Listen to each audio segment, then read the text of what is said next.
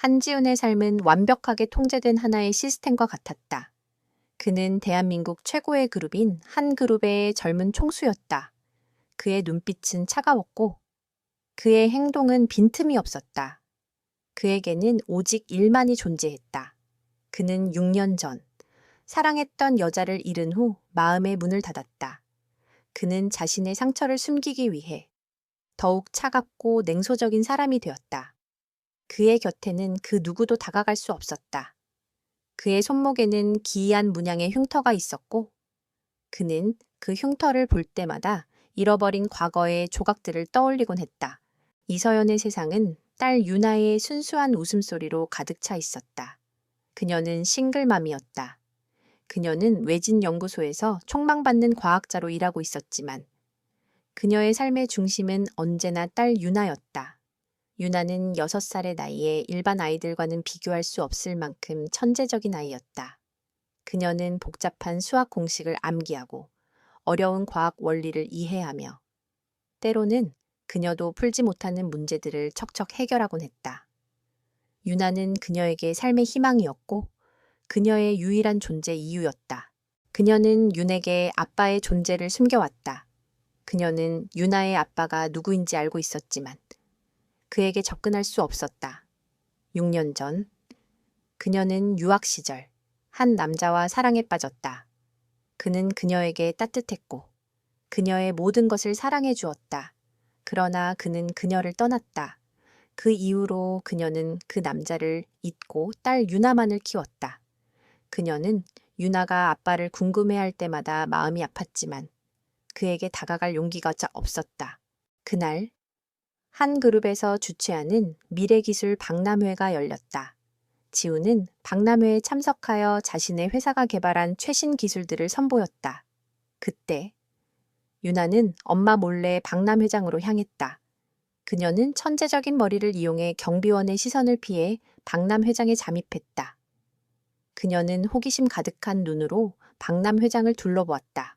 그때 그녀는 지훈이 개발한 최신 로봇을 발견했다. 그녀는 로봇의 정교한 기술에 놀랐고 로봇을 분해하고 싶다는 충동을 느꼈다.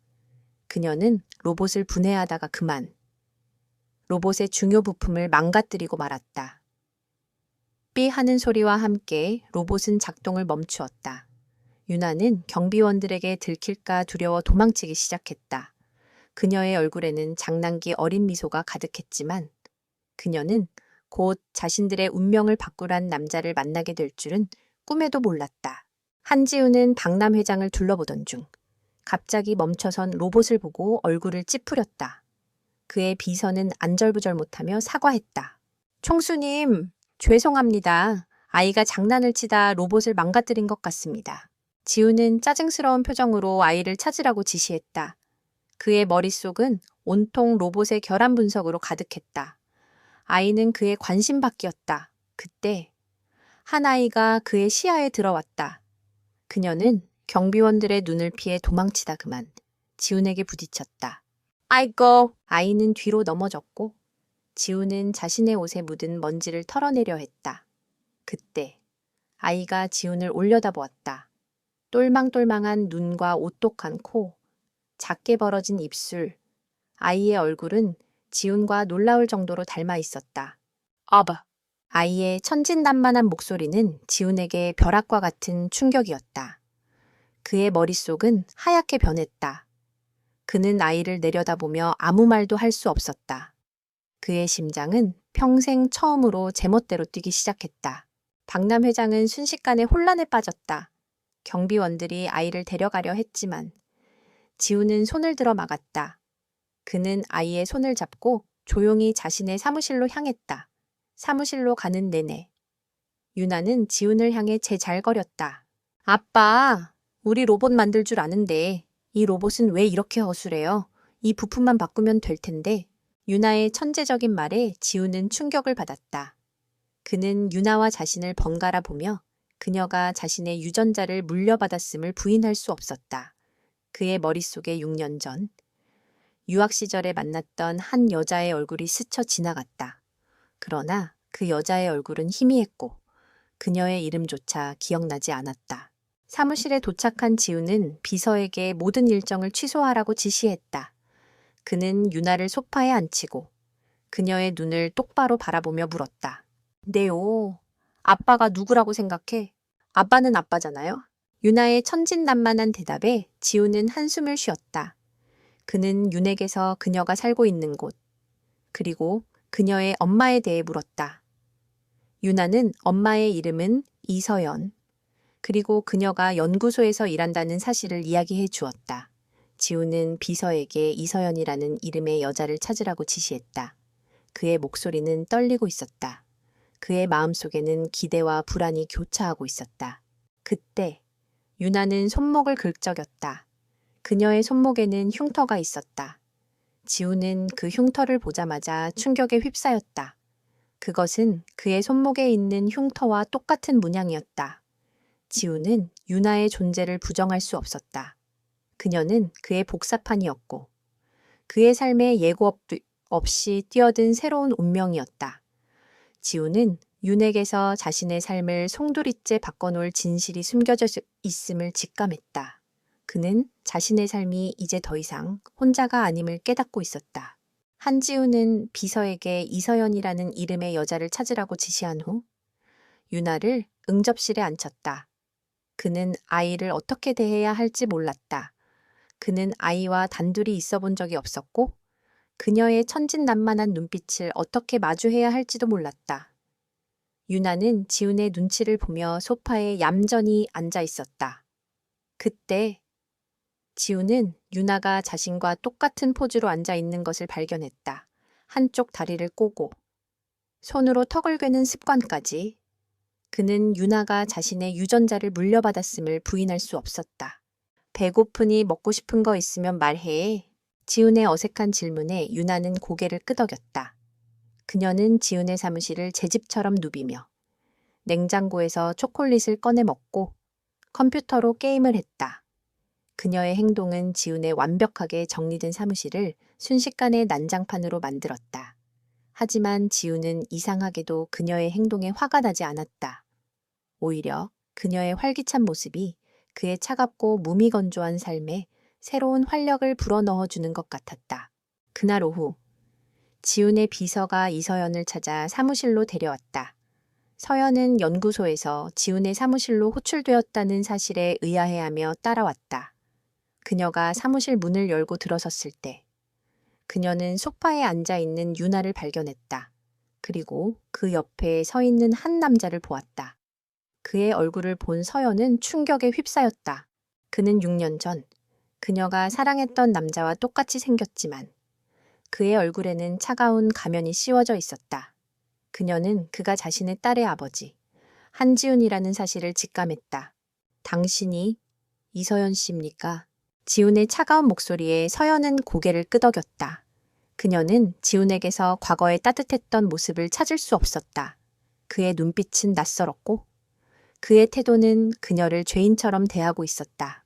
우리 혹시 만난 적이 있습니까? 지훈은 그녀에게 물었다. 그는 그녀의 얼굴에서 6년 전의 흔적을 찾으려 했지만 그녀의 얼굴은 너무나도 변해 있었다. 아니요. 서연은 단호하게 말했다. 그녀는 지훈에게 과거를 들키고 싶지 않았다. 그녀는 그가 자신을 배신했다고 생각했고 그를 용서할 수 없었다. 지훈은 서연의 단호한 태도에 더욱 의심을 키웠다. 그는 그녀가 자신의 아이를 미끼로 삼아 돈을 노리고 있다고 생각했다. 그때 지훈의 뒤에서 서 있던 부사장 김민규가 지훈에게 속삭였다. 김민규는 지훈을 경계하는 사람이었고 그가 총수 자리에 오르는 것을 막고 싶어 했다. 그는 지훈이 아이와 함께 있는 모습을 보고 의심을 품었다. 총수님, 이 여자 뭔가 수상합니다. 갑자기 나타나서 아이 엄마라고 주장하는 것도 그렇고 혹시 총수님을 노리고 접근한 사기꾼이 아닙니까? 김민규의 말에 지훈은 서연을 차갑게 바라보았다. 서연은 그의 의심 가득한 눈빛에 상처를 받았다. 그녀는 자신의 모든 것이 부정당하는 것 같았다. 지훈은 서연에게 단호하게 말했다. 아이의 유전자 검사를 하겠습니다. 만약 당신이 내 아이의 어머니가 아니라면 당신을 사기 혐의로 고소할 겁니다. 서연은 지훈의 말에 고개를 끄덕였다. 그녀는 자신의 딸이 지훈의 딸이라는 사실을 알고 있었지만 그의 차가운 태도에 실망했다. 그녀는 그가 자신과 아이를 사랑해줄 것이라고는 기대하지 않았지만 적어도 이렇게까지 차갑게 대할 줄은 몰랐다. 그녀는 아이를 위해 모든 것을 감수하기로 했다. 그녀는 지훈에게 말했다. 좋아요. 유전자 검사. 언제든지 하겠습니다. 하지만 한 가지 부탁이 있어요. 당신이 우리 아이의 아빠라는 사실이 밝혀진다면 아이를 함부로 대하지 마세요. 우리 아이는 소중하니까요. 서연의 단호한 말에 지훈은 알 수 없는 감정에 휩싸였다. 그는 그녀에게서 돈을 노리는 사람의 욕심이 아닌 아이를 향한 진정한 사랑을 느꼈다. 그들의 만남은 기묘한 계약과 오해 속에서 시작되었지만 그들의 관계는 이제 예상치 못한 방향으로 흘러가기 시작했다. 한지우는 유나의 유전자 검사를 의뢰했다. 결과가 나오기까지 며칠 동안 그는 유나와 서연을 펜트하우스에 머물게 했다. 처음에는 서연이 자신에게 돈을 노리고 접근했다고 의심했지만 유나와 함께 시간을 보내면서 그의 생각은 점차 바뀌기 시작했다. 유나는 지훈의 사무실과 펜트하우스를 놀이터 삼아 뛰어놀았고 그의 완벽하게 정리된 삶을 엉망으로 만들었다. 그녀는 지훈의 냉장고를 열어 초콜릿을 맘껏 먹고 그의 노트북으로 게임을 하며 천진난만하게 웃었다. 지훈은 유나의 활기찬 모습에 당황했지만 이상하게도 싫지 않았다. 오히려 그의 차갑게 굳어있던 마음이 조금씩 녹아내리는 것을 느꼈다. 어느 날 저녁, 유나가 지훈에게 다가와 말했다. 아빠, 우리 엄마한테 왜 그렇게 화를 냈어? 엄마는 매일 밤 나 때문에 힘들어하는데. 유나의 말에 지훈은 서연의 얼굴을 돌아보았다. 그녀의 얼굴에는 피로와 함께 지울 수 없는 슬픔의 그림자가 드리워져 있었다. 그녀는 유나를 키우기 위해 얼마나 많은 희생을 감수했을까? 지훈은 자신의 오해와 의심이 그녀에게 얼마나 큰 상처를 주었을지 깨달았다. 그는 그녀에게 미안함을 느꼈다. 그들의 관계는 한 걸음 더 나아갔지만 그들의 평화는 오래가지 않았다. 김민규 부사장은 지훈을 감시하며 그와 서연, 유나의 관계를 포착했다. 그는 지훈이 유나에게 흔들리고 있다는 것을 눈치챘고 그를 무너뜨릴 기회라고 생각했다. 그는 서연의 과거를 캐기 시작했다. 그리고 6년 전 서연이 지훈을 배신하고 사라졌다는 소문을 접했다. 그는 이 소문을 이용해 지훈을 흔들기로 결심했다. 그는 지훈의 약점을 노려 한 가지 계획을 세웠다. 그는 지훈이 병을 앓고 있으며 골수 이식이 필요하다는 사실을 알아냈고 유나가 지훈의 골수 이식에 적합한 기증자라는 사실을 알게 되었다. 그는 지훈에게 복수하기 위해 유나를 이용하기로 결심했다. 어느 날 지훈과 서연이 잠시 자리를 비운 사이 김민규는 전문 브로커를 고용해 유나를 납치했다. 그는 지훈에게 전화를 걸어 협박했다. 총수님, 당신의 아이를 안전하게 보고 싶으면 당신의 모든 것을 포기하십시오. 이사회에서 총수 자리에서 내려오겠다고 선언하십시오. 김민규의 목소리는 비열했지만 지훈은 그의 협박에 흔들리지 않았다. 그는 김민규가 자신을 노리고 있다는 것을 알고 있었지만 아이를 이용해서 자신을 협박할 줄은 꿈에도 몰랐다. 그는 분노에 휩싸였다. 그때 서연이 지훈에게 달려와 울면서 말했다. 총수님, 아이가 사라졌어요. 제발 제 아이를 찾아주세요. 서연의 절규에 지훈은 그녀의 손을 잡았다. 그는 그녀의 눈을 보며 말했다. 걱정하지 마세요. 내가 당신의 아이를 찾을 겁니다. 그리고 나는 당신을 믿습니다. 그들의 관계는 오해와 의심에서 시작되었지만 이제는 서로에 대한 믿음과 사랑으로 단단해졌다. 지훈은 서연의 손을 잡고 김민규의 음모를 파헤치고 아이를 구하기 위해 모든 것을 걸기로 결심했다. 그들의 사랑은 이제 위기의 그림자 속에서 더욱 강하고 뜨겁게 타오르기 시작했다. 김민규의 납치 협박에 한지우는 분노했지만 이성을 잃지 않았다. 그는 곧바로 경찰에 신고하는 대신 자신의 비공개 팀을 가동해 김민규의 행적을 추적했다. 이서연 또한 자신의 천재적인 두뇌를 이용해 김민규가 남긴 작은 단서들을 분석했다. 그녀는 그가 아이를 숨겨둔 장소가 자신의 옛 연구소와 관련이 있을 것이라 직감했다. 총수님, 그가 아이를 데려간 곳은 제 옛 연구소일 거예요. 그곳은 보안 시스템이 허술하고 외부와 단절되어 있어서 은신처로 제격이죠. 서연의 날카로운 분석에 지우는 놀랐다. 그녀는 자신의 천재적인 재능을 증명해 보였고 지우는 그녀의 판단을 신뢰하기 시작했다. 그들은 함께 김민규의 음모를 파헤치기 시작했다. 그 시각, 김민규는 유나를 납치해 외딴 창고에 가두어 두었다. 그는 지훈에게 총수 자리에서 내려오겠다고 선언하는 기자회견을 열라고 협박했다. 그러나 지훈은 그의 요구에 응하지 않았다. 대신 그는 자신의 비서에게 모든 증거를 모아두라고 지시했다. 그의 계획은 완벽했다. 그는 김민규의 음모를 역이용해 그를 끌어내릴 준비를 하고 있었다. 다음 날, 한 그룹의 이사회가 열렸다. 김민규는 지훈이 아이 때문에 이사회에 불참할 것이라 예상하고 총수 자리를 차지할 기회라고 생각했다. 그러나 지훈은 이사회장에 나타났다. 그의 옆에는 이서연이 서 있었다. 이사들은 서연의 등장에 술렁거렸다. 김민규는 비웃으며 말했다. 총수님, 이 중대한 자리에 사기꾼 여자를 데려오시다니 당신의 아이는 어디에 있습니까?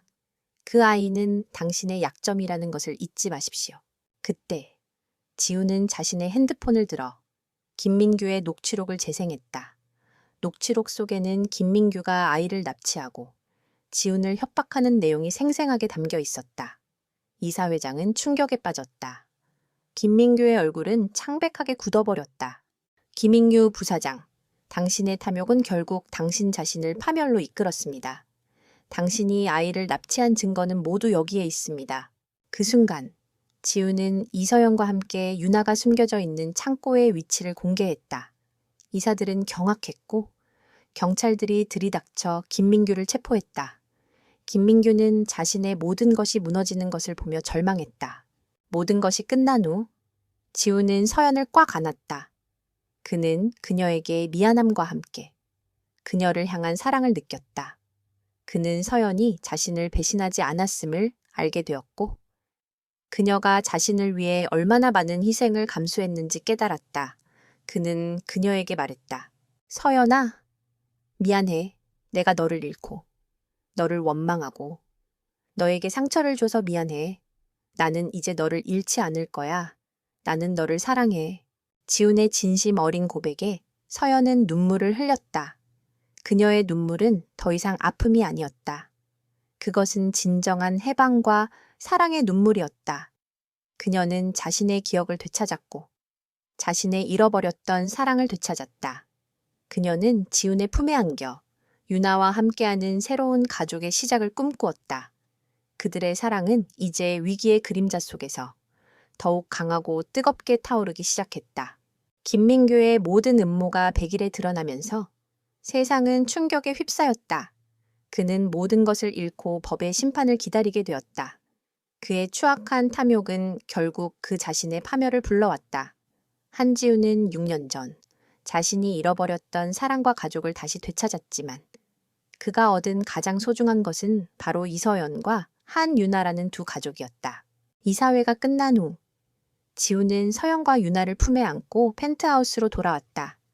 텅 비어있던 펜트하우스는 이제 유나의 웃음소리와 서연의 따뜻한 온기로 가득 찼다.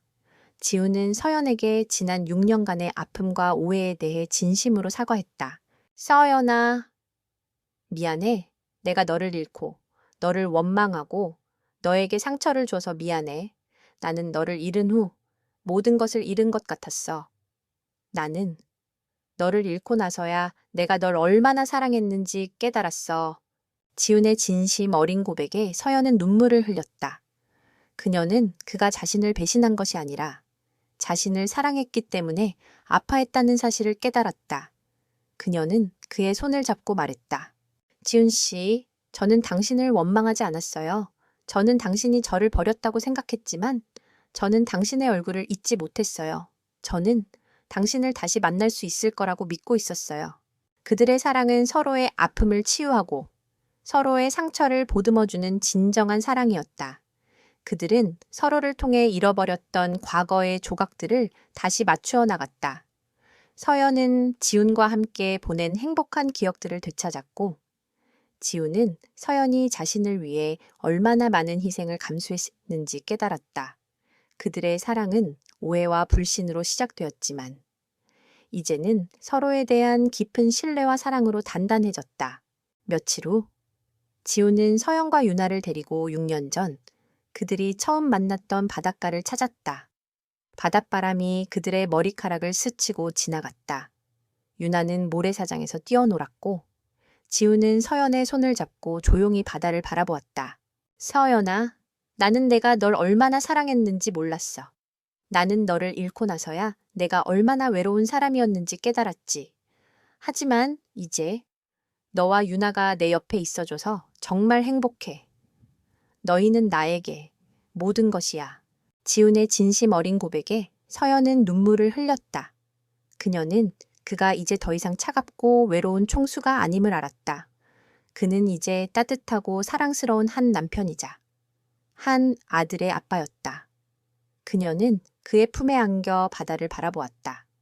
그녀의 손목에 있는 흉터와 지훈의 손목에 있는 흉터는 이제 더 이상 아픔의 상징이 아니었다.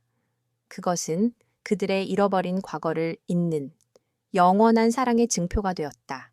그들의 관계는 이제 더 이상 우연이 아니었다. 그것은 서로의 상처를 치유하고 서로의 삶에 새로운 희망을 불어넣는 운명적인 사랑이었다. 그들의 삶은 이제 진정한 가족이라는 이름으로 완성되어 가고 있었다. 몇 년의 시간이 더 흘렀다. 한지훈과 이서연의 사랑은 모든 시련과 역경을 이겨내고 마침내 완전한 결실을 맺었다. 그들은 결혼식을 올렸고, 유나는 그들의 결혼식에서 작은 드레스를 입고 행복하게 웃었다. 그들의 결혼은 단순한 두 사람의 결합이 아닌 잃어버렸던 가족의 사랑을 되찾는 기적과도 같았다. 지훈은 더 이상 차갑고 냉소적인 총수가 아니었다. 그는 이제 따뜻하고 사랑스러운 한 남편이자 한 아들의 자랑스러운 아빠였다. 그들의 행복은 여기서 멈추지 않았다. 서연은 지훈의 지원을 받아 유나 유치원이라는 작은 유치원을 설립했다. 그녀는 그곳에서 아이들에게 따뜻한 사랑과 희망을 전해주었다. 지훈은 그녀의 유치원의 최신 기술을 접목시켜 아이들이 더 안전하고 즐겁게 놀 수 있도록 지원했다. 그들의 유치원은 이제 마을의 희망이 되었다. 어느 날 오후, 지훈은 유나와 함께 서연의 유치원을 방문했다. 유나는 서연에게 안겨 행복하게 웃고 있었고, 지훈은 그런 두 사람의 모습을 보며 흐뭇한 미소를 지었다. 그때 지훈은 유치원 놀이터 한쪽에 있는 한 소녀를 발견했다. 소녀는 다른 아이들과 어울리지 못하고 혼자 울고 있었다. 지훈은 소녀에게 다가가 조용히 물었다. 아가야, 왜 혼자 울고 있니? 소녀는 지훈의 따뜻한 목소리에 고개를 들었다. 그녀의 눈에는 눈물이 가득했고 그녀의 얼굴에는 깊은 슬픔이 담겨 있었다. 지훈은 소녀에게서 자신의 어린 시절을 보았다. 그는 소녀의 작은 손을 잡고 말했다. 괜찮아. 이제 괜찮을 거야. 너도 언젠가 너를 사랑해줄 사람을 만날 수 있을 거야. 지훈의 따뜻한 말에 소녀는 처음으로 미소를 지었다. 지훈은 소녀에게서 자신의 마음속에 남아있던 마지막 차가운 조각들을 녹여내렸다. 그는 이제 완전히 사랑으로 가득 찬 한 사람의 영혼이었다. 이야기의 마지막 장면은 그들의 작은 정원에서 펼쳐졌다. 지훈과 서연은 유나가 뛰어노는 모습을 보며 행복하게 웃고 있었다.